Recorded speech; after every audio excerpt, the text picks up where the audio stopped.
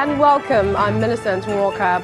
Tonight, Acting Director General of the Department of State Services, Matthew Sofia, promises to review unlawful detentions and other human rights abuses as he makes his first public outing.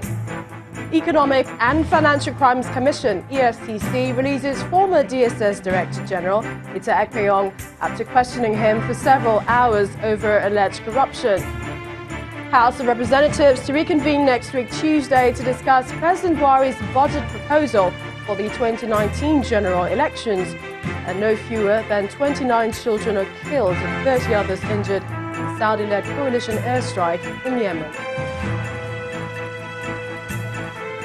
On business news tonight, financial technology takes center stage at the second quarterly meeting of the Nigeria Securities and Exchange Capital Market Committee.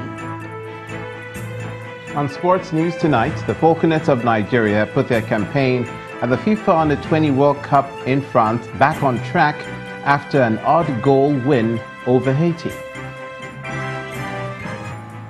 And from Abuja, court summons leadership of Economic and Financial Crimes Commission, EFCC, over freezing of Benue State government accounts.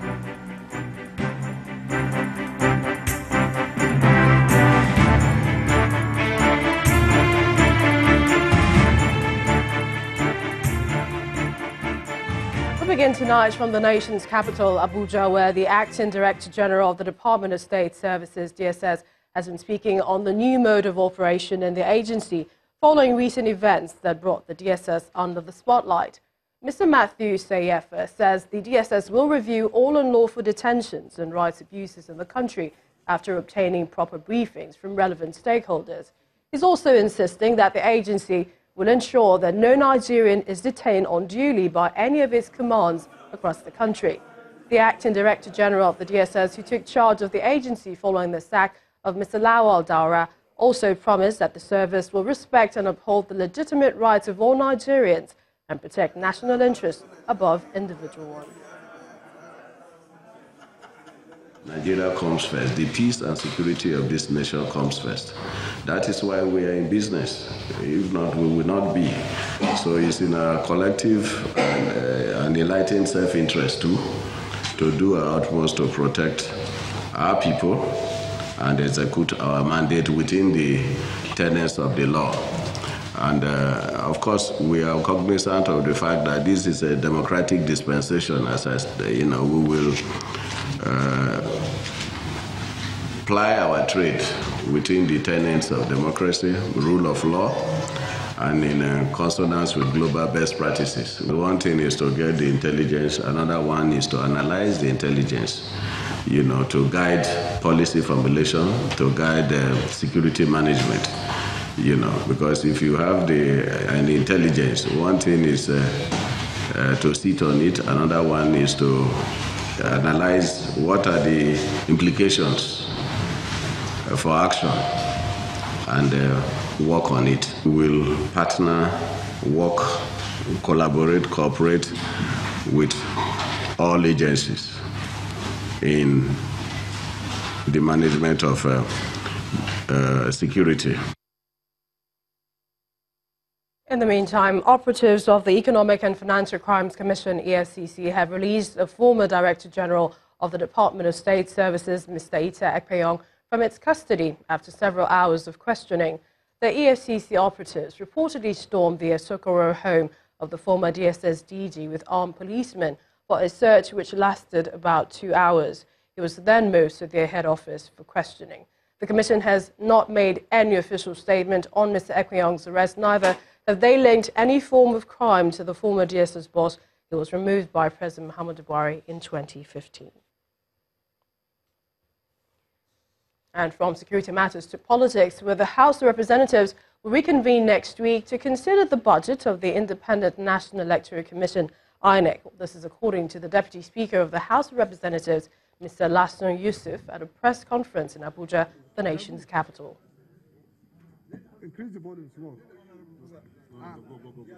Our recess is lawful because this is the time we normally go on long vacation. So that shows that it is not that we ran away from our duties.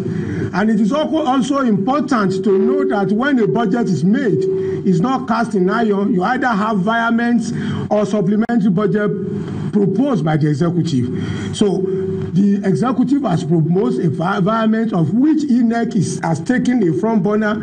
And so we met yesterday, some leaders of the National Assembly met yesterday with the INEC chairman, and we have decided, and you are going to hear from us, we are likely to reconvene either Tuesday or Wednesday to specifically consider that request.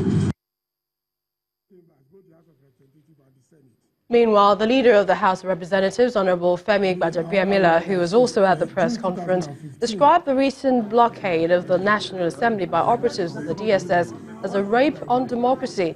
He's asked Nigerians to be patient pending the outcome of the investigation. Not a single member here would accept the rape on democracy that we witnessed a few days ago. The president, we know for a fact, was not aware of what happened,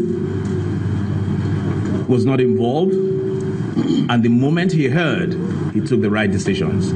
So we will be calling for a thorough investigation. There are many questions unanswered, many questions, and many have raised those questions. How come the APC senators were not there? How come? There are just so many questions that need to be answered.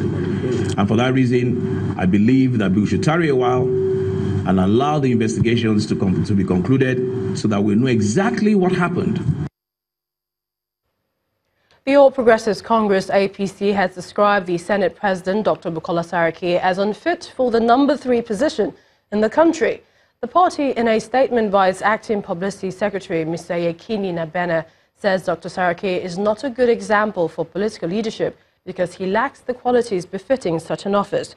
The ruling party went further to say, quote, Dr. Bukola Saraki, who has been a dismal failure and has been involved in one controversy or the other, budget padding, filibustering, legislative rascality, sabotage of matters of national interest, among other criminalities too numerous to mention, end of quote. The APC is insisting that the Senate President should vacate the seat, citing that all over the world, the leadership of the legislature is provided by the political party with majority members. Meanwhile, the President of Senate, Dr. Bukola Saraki, says he would not allow himself be dragged in the mud over the accusations of disloyalty by the APC. In a brief response to the allegations from the ruling party through his spokesman, Yusuf Olaniyonu, the President of Senate says, quote, we can't descend into the gutter with these characters. Apparently, they have not recovered from the shock of their Tuesday's failed attempt to subvert democracy, end of quote. Dr. Saraki last week dumped the APC to return to his old party, the PDP. The President of Senate has had a running battle with the APC before leaving the party last week. In the meantime, the President of Senate met with the chairman of 45 political parties in his office at the Senate chambers in Abuja today. Well, at the meeting, the President of Senate repeated his call for an investigation into the invasion of the National Assembly by operatives of the Department of State Services. He says Nigerians need to know the fact of what happened and those behind the incident. We hope that the events that has happened will be a watershed and ensure that we will never see where security agents or agents of government that are meant to be impartial are used in order to try as much as possible to muzzle opposition. Because in the past, any democratic society must have both those who speak for and those who speak against. And that is how our society will grow and mature in the interest of our people. I also hope that very soon the government will quickly put in place the machinery to start the investigation of what really happened. Because we are hearing too many fairy tale stories of the reasons of what happened. I think it's time for us to see the hard facts. And I think that investigative panel, the soonest is commissioned and is allowed to start work, so that we can learn from those that happens that this kind of thing will not repeat itself in the future. The acting president, Professor Yemi Osinbajo, has given Nigerians the assurance that the present federal government will continue to strive to ensure that good prevails over evil in the country. Professor Osinbajo was speaking at the APC mega rally held in Daura, Katsina State. He explained that the federal government will continue to execute laudable projects targeted at improving the lives of the common man, and also asked residents to support the APC senatorial candidate Ahmed Baba Keita in the forthcoming election in the state scheduled for August the 11th.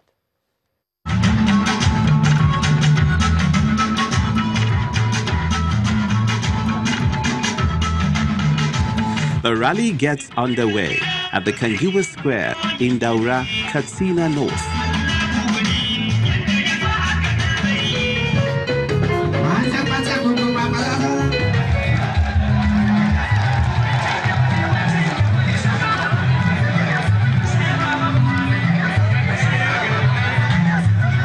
As the people listen, the Vice President offers reasons why the APC senatorial candidate, Ahmed Baba Keita, must be considered. Politics is about numbers, so we must make sure that we vote him in because we want to maintain our majority. We must be the majority in the Senate of Nigeria. The second reason is because of the memory of our own very dear but departed Senator Mustapha Buka Madaki Dwara. Because of his memory, we must not allow anybody to occupy that seat if it's not this man here. The APC National Chairman, Adams Oshomole, speaking in the local language, read the President Muhammadu Buhari's message to the gathering dominated by the Daura people before he embarked on his official vacation. Chewa Malam Adams, Kaji Daura. He told me that, Malam Adams, you should go to Daura and inform them that I have a candidate, Honorable Ahmed Baba Keita, remains my only reliable and trustworthy candidate.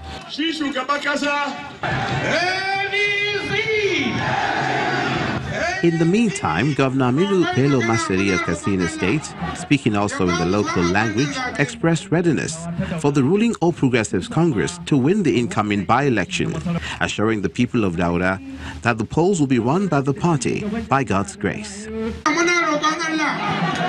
We are praying to God to win the election. I want to assure you people of Daura that by any means and by God's grace, we will win this upcoming by-election.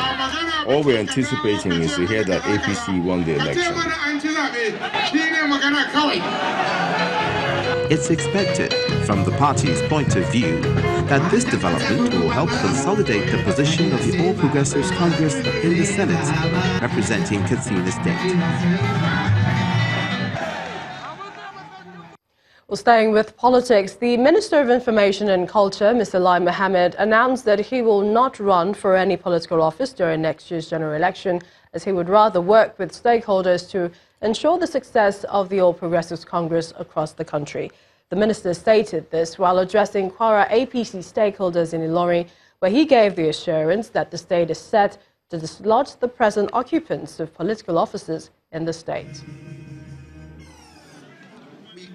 And we won't lose the looming battle for the survival of our dear state and people. All that is required for us all to subordinate our individual ambitions to the collective efforts, work to wrest our state from the hegemony of one man and his cohorts. For my own part, I can say here that equivocation that I won't be running for any office during the forthcoming elections. For me, it is not about any clamor for office. It is about working with all like minds for the greater benefit of our people. Make no mistake about it. The battle ahead will be tough. No one with power will ever give it up easily. In part 2, after the break, 8 Nigerian soldiers injured in latest onslaught against Boko Haram terrorists in Garanda village, Borno State. Please stay with us.